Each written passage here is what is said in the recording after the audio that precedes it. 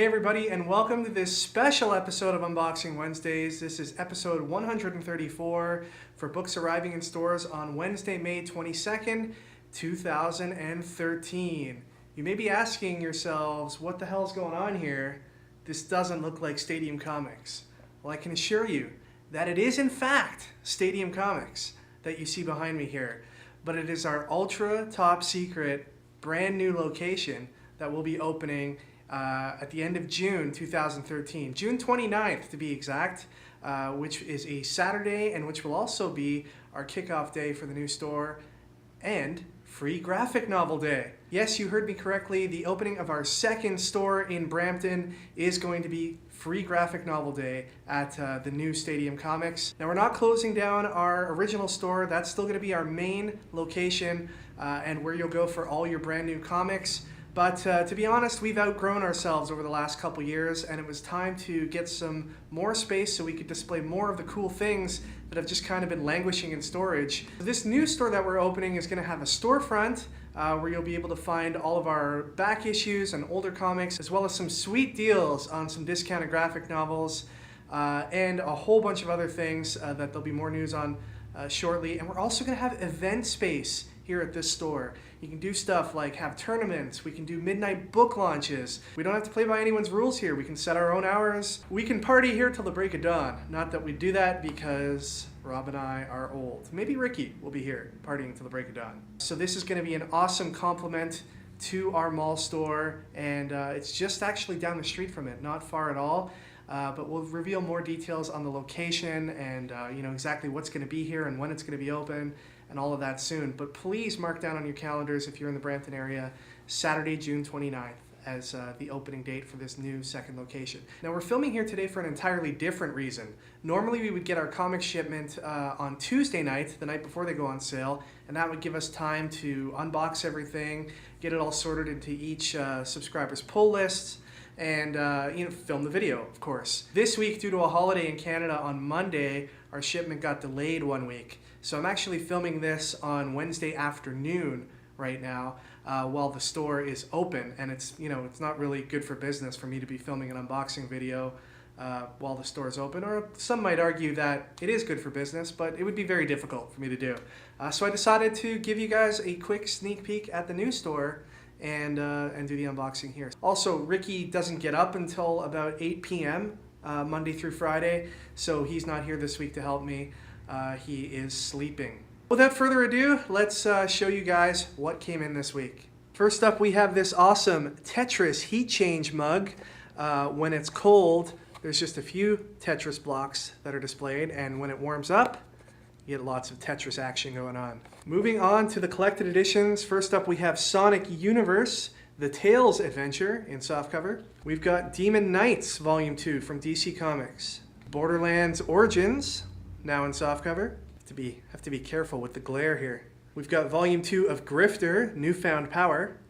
And I'm always really excited to see these come out. This is Scott Pilgrim and the Infinite Sadness Volume 3, the new hardcover colorized edition of the awesome Scott Pilgrim series. The original version is great, but everything looks better in color. Except the Walking Dead comic. I think that does pretty well in black and white. And I guess most Japanese manga. Moving on to the smaller press books, first we have AKANEIRO.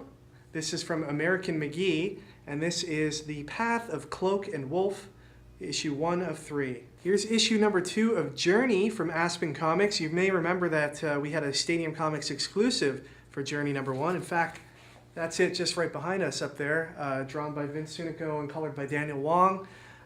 Just a quick reminder that our exclusives are available on our website. Just go to stadiumcomics.com/exclusives to order yours today. Also at that web link is Ricky Lima's Black Hole Hunters Club, now available for online purchase through our website.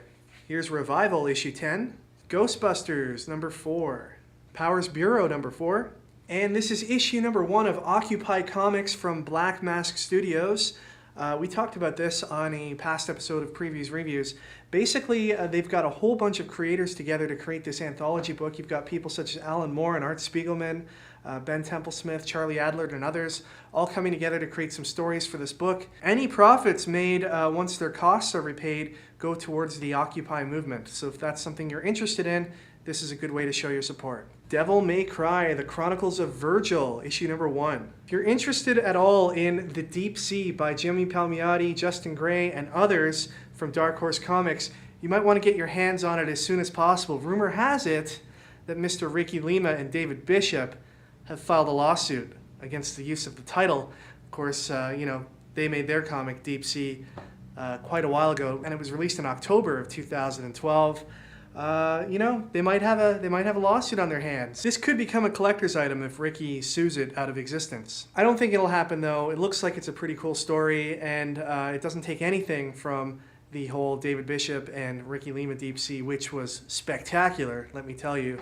And I know that they're working on a follow-up to it right now. Here we have Half Past Danger, issue number 1 from IDW. What is Half Past Danger, you're asking? Well, let me read you the line from the back. History meets prehistory in this two-fisted race against time, and there ain't no time like Half Past Danger. Adventure Time number 16 has 2 covers, as does Adventure Time with Fiona Cake, issue number 5. Here's issue number 5 of Nowhere Men, and issue number 7 of Judge Dredd. The Teenage Mutant Ninja Turtles micro-series takes a look at Baxter Stockman this month. Here's the variant for that comic.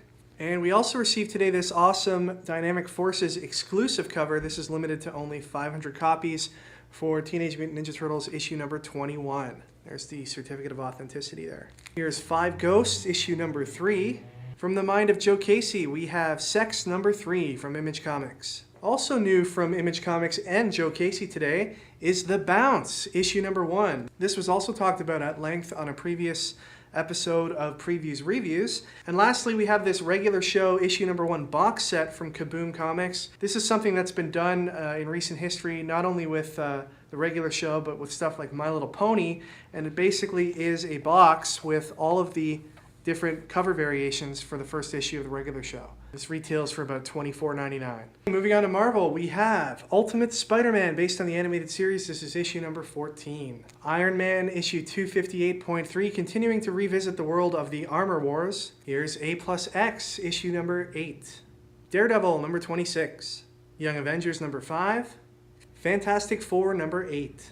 X-Men Legacy issue number 11, again with an awesome Mike Del Mundo cover. I want to remind everybody out there, we did announce this on previous reviews, but Mike Del Mundo will be coming to Stadium Comics around the first week of July to celebrate the release of 2 of his upcoming books that he's doing covers for. First is Deadpool Kills Deadpool number 1, which we're super excited about. It's the final installment of the Deadpool Trilogy. And second is Dexter, based on the book and the TV series of the same name.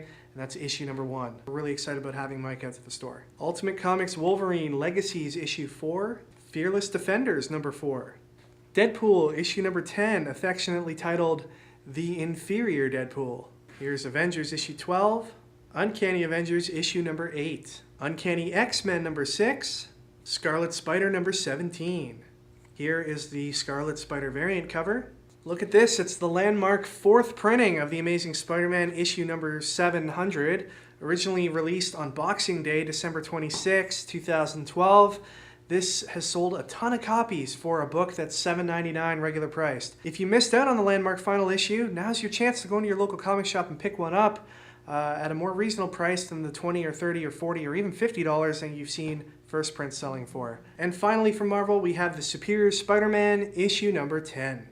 Alright, it's a pretty big week for DC Comics, so let's get started on that. We've got Constantine issue number 1. This is a 2nd printing. Here's Batman Beyond issue number 16. Batman Little Gotham issue number 2. This book picked up a lot of fans with the release of issue number 1. We'll have to see how issue 2 does. We've got Arrow issue number 7. Talon issue number 8. New from DC today is Green Team Teen Trillionaires issue number 1. This is from Art Baltazar and Franco. It's about exactly what it says. It's about a bunch of teen trillionaires who I think want to make the world a better place, but perhaps they're a little misguided in the way that they want to go about doing it. Here's Justice League Dark issue number 20. Aquaman number 20. Here's the Aquaman variant. The Flash number 20. Flash number 20 variant. Dark Knight number 20. And here's the variant for that book. Superman number 20.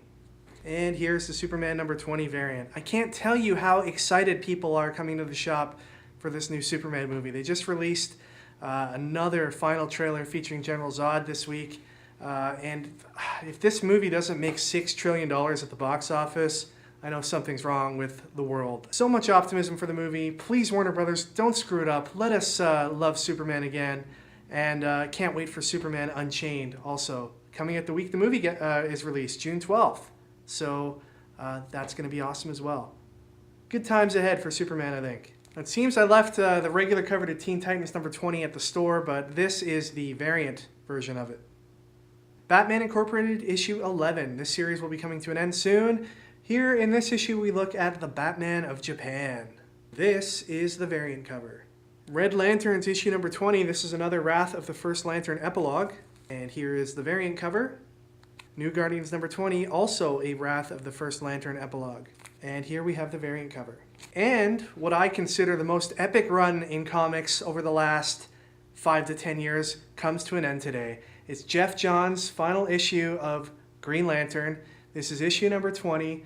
Of course, Geoff Johns had been writing Green Lantern for a few years before the New 52 relaunch, and he was responsible for bringing back Hal Jordan, making the Green Lantern universe awesome again. Everything from Rebirth up to Blackest Night was just amazing stuff. The man should be celebrated for what he did for the character of Green Lantern. There was a time around when Blackest Night was coming out where Green Lantern was the top-selling comic book in comic book stores. And if you had said before Geoff Johns started his run that one day Green Lantern will be a top-selling comic, people would have laughed at you. The amount of work that he did for the character and comics in general certainly should be acknowledged.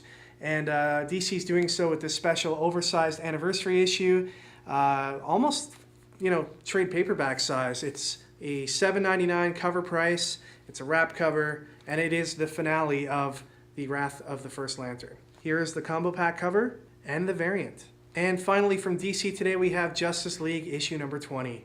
Here's the issue 20 variant cover, and here's the 1 in 100 sketch variant. Just want to remind everybody that most of the comics you saw today are available in digital the same day they're available in print through our digital web store, through Comixology. Just head over to stadiumcomics.com, click on the links on the right-hand side of the screen to take you to either our DC digital web store or our web store for all other publishers. Now, we much prefer print comics here at Stadium, but if you're going to buy digital anyway, why not buy it from us? Every time you do buy a digital comic through our web store, a couple cents gets kicked back our way, and we can afford things such as paint for this slat wall over here.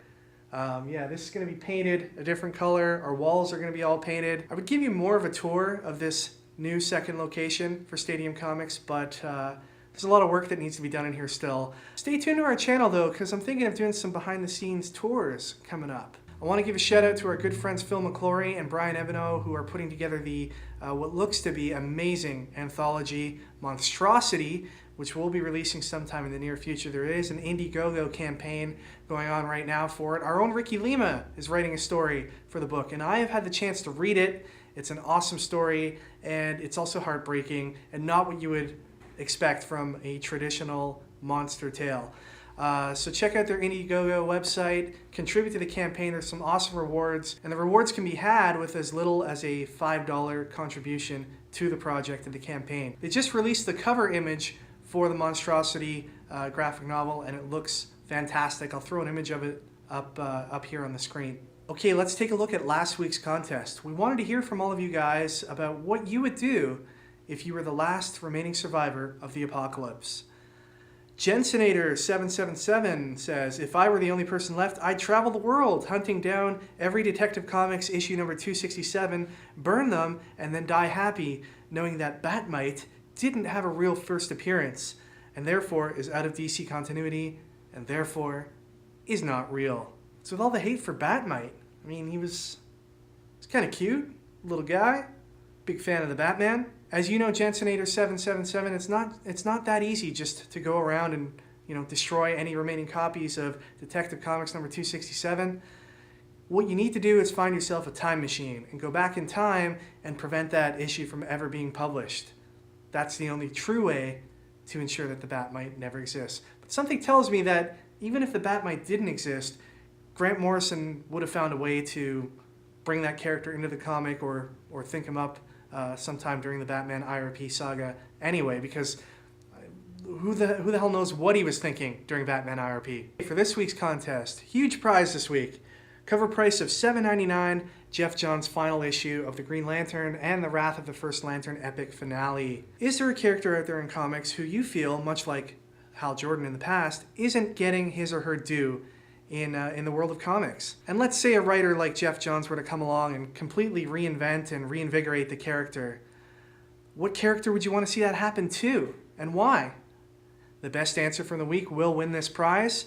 Good luck, and we can't wait to see your answers. All right, everybody, that is it for this week. Thank you once again for watching. I appreciate you all putting up with having to have Unboxing Wednesdays filmed in this unfamiliar but soon to be very familiar location that is our second Brampton location. Please remember to subscribe to our channel and watch all the other cool shows that we have on there, stuff like Flavorful reviews and previews reviews.